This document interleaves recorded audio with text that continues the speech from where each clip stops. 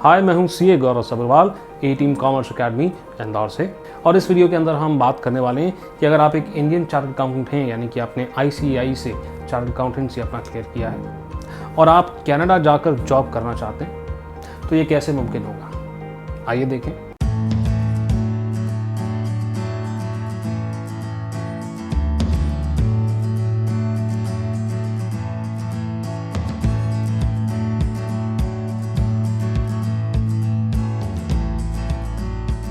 Welcome to another episode of career Tuesdays season 2.0।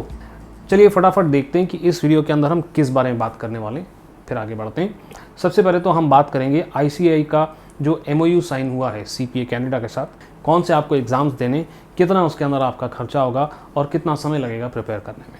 अगली बात हम देखेंगे क्या जॉब्स वहाँ पर इंडियन चार्टर्ड अकाउंटेंट्स के लिए अवेलेबल हैं, और अगर हैं तो उनके लिए अप्लाई कैसे करें। ठीक है सर, जॉब तो मिल गया, अब हमको जाना है कनाडा, तो वीज़ा की एलिजिबिलिटी और रिक्वायरमेंट्स वगैरह क्या हैं वो भी आप फटाफट से बता दें।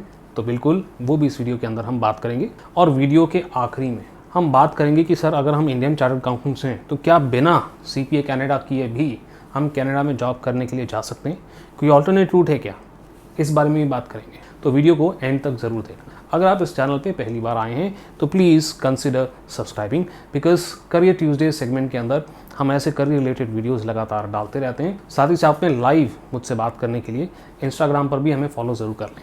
फिलहाल आगे बढ़ते हैं हमारी वीडियो के साथ। तो पहला पॉइंट ऑफ डिस्कशन हमारा क्या है, MOU के बारे में बात करते हैं। सर ICAI का 2018 के अंदर MOU साइन हुआ था CPA कनाडा के साथ, बहुत फ्रेश है, बहुत नया है। इसके बारे में सर थोड़ी सी डिटेल बता दें। ठीक है जी, तो शुरू करते हैं। यहाँ पर हमको देखना है कि और क्या हमको चाहिए एलिजिबल होने के लिए कि हम CPA कनाडा का MOU इस्तेमाल कर सकें। सबसे पहली बात तो आती है प्रैक्टिकल एक्सपीरियंस की। वो कहते हैं अगर आपने ग्रेजुएशन की कोई डिग्री वगैरह नहीं कर रखी है, रिकॉग्नाइज्ड डिग्री नहीं कर रखी है, तो 5 साल से ऊपर का एक्सपीरियंस आपका होना चाहिए। बट अगर आप रिकॉग्नाइज्ड यूनिवर्सिटी से ग्रेजुएशन का डिग्री कर चुके हैं तो 2 साल का एक्सपीरियंस आपका पोस्ट क्वालिफिकेशन CA बनने के बाद का एक्सपीरियंस अगर आपका कंप्लीट हो चुका है तो आप अप्लाई कर सकते हैं CPA कनाडा के लिए। तो कई बच्चे मुझसे पूछते हैं कि सर CA के साथ साथ ग्रेजुएशन करना चाहिए कि नहीं करना चाहिए।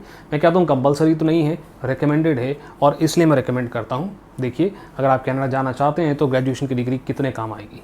एलिजिबल होने के लिए एक सर्टिफिकेट हमको ICAI से लेना होता है, जिसे हम कहते हैं सर्टिफिकेट ऑफ गुड स्टैंडिंग। तो लेट्स से आपका एलिजिबिलिटी पूरा हो गया और अब आप सोच रहे हैं कि सर कैसे अप्लाई करें CPA कनाडा के लिए, तो आप बाकायदा उनकी वेबसाइट पर जा सकते हैं और उन्होंने स्टेप बाय स्टेप इंस्ट्रक्शंस दिए हैं, जिसमें बड़ी आसानी से आप अपनी पेमेंट भी कर देंगे और CPA कनाडा के अंदर रजिस्ट्रेशन भी कर देंगे। उसका लिंक मैंने डिस्क्रिप्शन में डाला हुआ है। अब हमने रजिस्टर तो करा लिया, मगर क्या कोई एग्ज़ाम वगैरह भी देने हैं CPA कनाडा हमें डिग्री लेने के लिए? तो यहाँ पर आपको 2 एग्ज़ाम्स देने होते हैं, एक ऑप्शनल है और एक एग्ज़ाम हमारा कंपलसरी है। ऑप्शनल होते हैं capstone exams, capstone 1 and capstone 2। आप चाहें तो इन एग्ज़ाम्स के लिए एनरोल कर सकते हैं और ये एग्ज़ाम दे सकते हैं। आप चाहें तो इन्हें कम्प्लीटली अवॉइड भी कर सकते हैं, देर ऑप्शनल।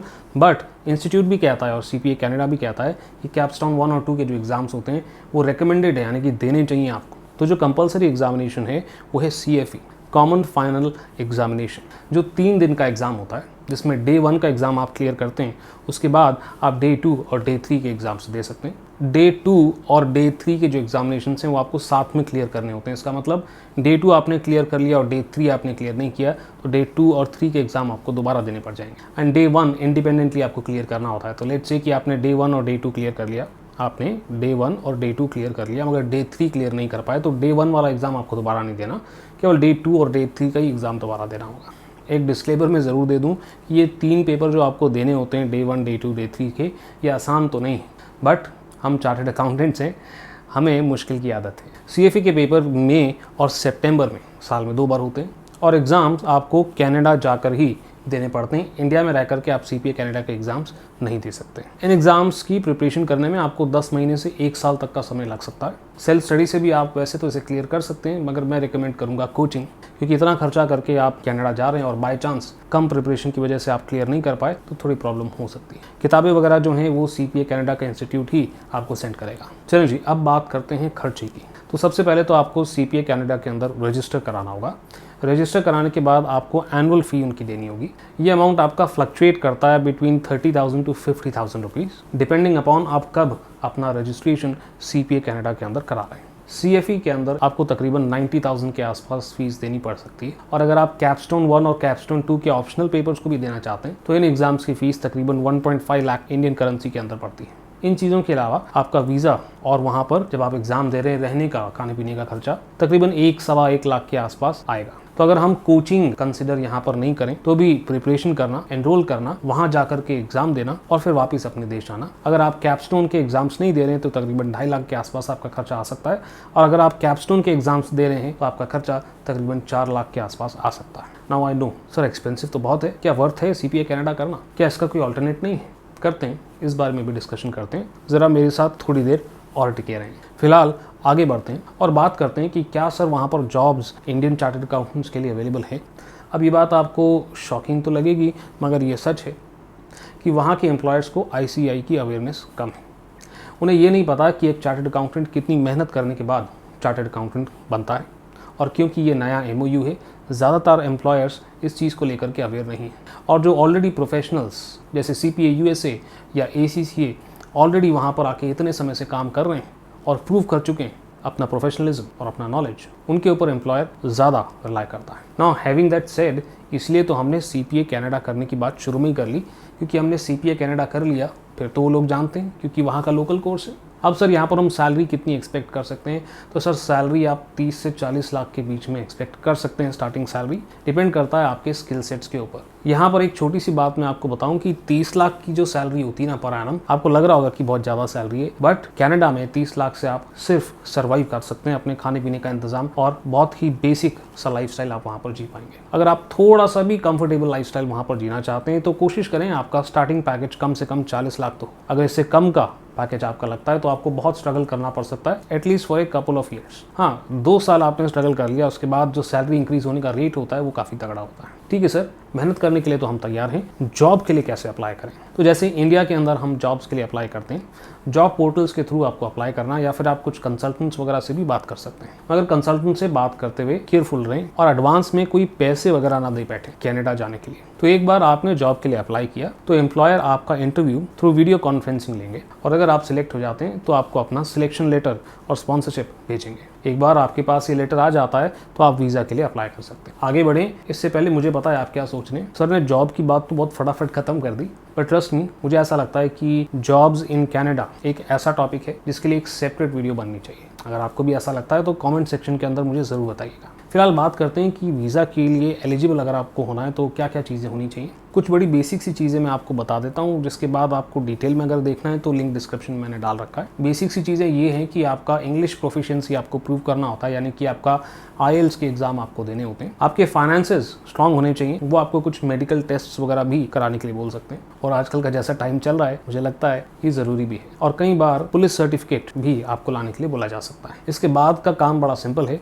आपको ऑनलाइन अप्लाई करना होता है वीज़ा के लिए, जिसके लिए आपको इनकी वेबसाइट पे जाना होता है और वहाँ पर वीज़ा के लिए अप्लाई करना होता है। वीज़ा के लिए अप्लाई करना बहुत ही आसान है, फॉर्म्स होते हैं और स्टेप बाय स्टेप इंस्ट्रक्शन होते हैं, हर आइटम को आपको किस तरीके से फिल करना है, बड़ी आसानी से आप खुद ही ये काम कर सकते हैं। रिक्वायर्ड फीस आपको वहीं की वहीं ऑनलाइन ही पे करनी है, जिसके बाद आपका एक अपॉइंटमेंट स्केड्यूल होता है जहाँ पर आपको फिजिकली वीज़ा ऑफिस में जाना होता है। वो आपका बायोमेट्रिक वगैरह लेते हैं, कुछ इंटरव्यू होता है और कुछ डॉक्यूमेंट्स वगैरह आपके वो चेक करते हैं, और उसके बाद कुछ समय में आपको वो डिसीजन देते हैं कि आपका एप्लीकेशन एक्सेप्ट हुआ है या reject. Now let me be clear, यहाँ पर हम एम्प्लॉयर स्पेसिफिक वर्क वीज़ा के बारे में बात कर रहे हैं। जैसे ही आपका वीज़ा एक्सेप्ट हो जाता है आपको एक पोर्ट ऑफ एंट्री लेटर मिलता है, जिसे लेकर के आपको ट्रैवल करना होता है अब कनाडा का एयरपोर्ट पहुंचते से ये पोर्ट ऑफ एंट्री लेटर आपको दिखाना होता है, और वहाँ पर दोबारा आपके डॉक्यूमेंट्स चेक करे जाते हैं और हो सकता है आपका कुछ इंटरव्यू वगैरह भी लिया जाए, और फिर वहाँ पर आपको वर्क वीज़ा का स्टैम्प आपके पासपोर्ट पे लगता है। अभी मैंने कहा कि ये एम्प्लॉयर स्पेसिफिक वर्क वीज़ा है। इसका मतलब ये है कि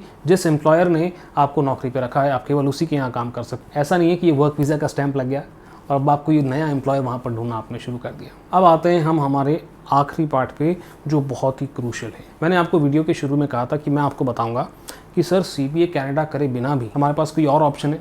जहाँ पर हमारा खर्चा वगैरह थोड़ा सा कम हो जाए, बट अभी भी हमें कनाडा में जॉब करने के लिए मिल जाए। तो मेरे स्टडी के अकॉर्डिंगली ये मेरा ओपिनियन है। आप अपनी रिसर्च, इंडिपेंडेंट रिसर्च जरूर करें और देखें गौरव सर सही बात कर रहे हैं कि नहीं कर रहे हैं, बट मेरा ये ओपिनियन है कि अगर आपने सीए ऑलरेडी कर रखा है तो ACCA के अंदर आपको बिना किसी MOU या MRA के 9 पेपर्स एग्जेम्प्ट होते हैं और सिर्फ 4 पेपर दे करके आप ACCA भी कंप्लीट कर सकते हैं। नाउ हियर मी आउट, जैसे ही आपका ACCA कंप्लीट होता है, कनाडा के जो एम्प्लॉयर्स हैं वो ACCA को एज इट इज रिकॉग्नाइज करते हैं, यानी कि CPA कनाडा करे बिना भी एम्प्लॉयर्स आपको जॉब पर रख सकते हैं। यहाँ एक फ़ायदा और है, CA के अंदर जो आपने आर्टिकलशिप करी थी, ACCA के अंदर वही प्रैक्टिकल एक्सपीरियंस रिक्वायरमेंट की तरह काउंट हो जाएगा और आप डायरेक्टली ACCA मेंबर बन सकते हैं। अभी अभी हमने देखा कि अगर आप ICI का MOU इस्तेमाल करके CPA कनाडा करते हैं तो आपको तकरीबन 2.5 लाख से 4 लाख के बीच में खर्चा आएगा, जबकि आप ACCA करते हैं, अगर आप बिना कोचिंग के कर रहे हैं तो तकरीबन 1.25 लाख से 1.5 लाख के आसपास आपका खर्चा आएगा ACCA के वो 4 पेपर कंप्लीट करने में। तो यहाँ पर खर्चा तो हमारा कम लग ही रहा है, साथ में ये 4 पेपर का प्रिपरेशन करने में और एग्जाम देने में आपको मैक्स टू मैक्स 1 साल लगेगा, यानी कि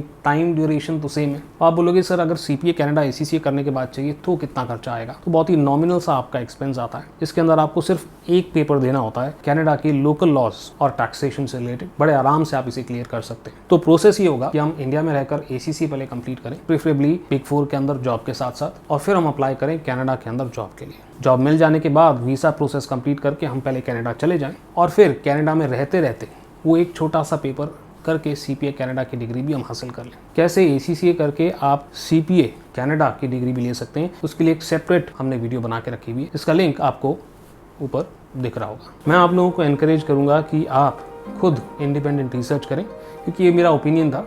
मुझे ऐसा लगता है कि कम खर्चे के अंदर आप ACCA क्लियर कर सकते हैं और समय आपका उतना ही लगेगा कंफर्टेबली इंडिया के अंदर रह के, क्योंकि ACCA के एग्ज़ाम्स इंडिया में हो रहे हैं। और अगर आपको एग्जामिनेशन सेंटर्स जाने से डर लगता है तो आप रिमोट इन्विजिलेशन के थ्रू एग्ज़ाम दे सकते हैं। उससे रिलेटेड भी वीडियो हम एक बना चुके हैं, लिंक आपको ऊपर दिख रहा होगा। इसके अलावा अगर आपके कुछ सवाल हैं तो प्लीज़ कमेंट सेक्शन का इस्तेमाल करें और मुझे बताएं कि क्या चीज़ आप मुझसे जानना चाहते हैं। बहुत ही जल्द इंस्टाग्राम के ऊपर मैं लाइव आने वाला हूं, तो अगर आप मुझसे लाइव बात करना चाहते हैं तो वो भी पॉसिबल हो सकता है। और हाँ, सब्सक्राइब नहीं किया अभी तक, करें सब्सक्राइब। आपके गौरव सर आपको नेक्स्ट वीडियो में मिलेंगे।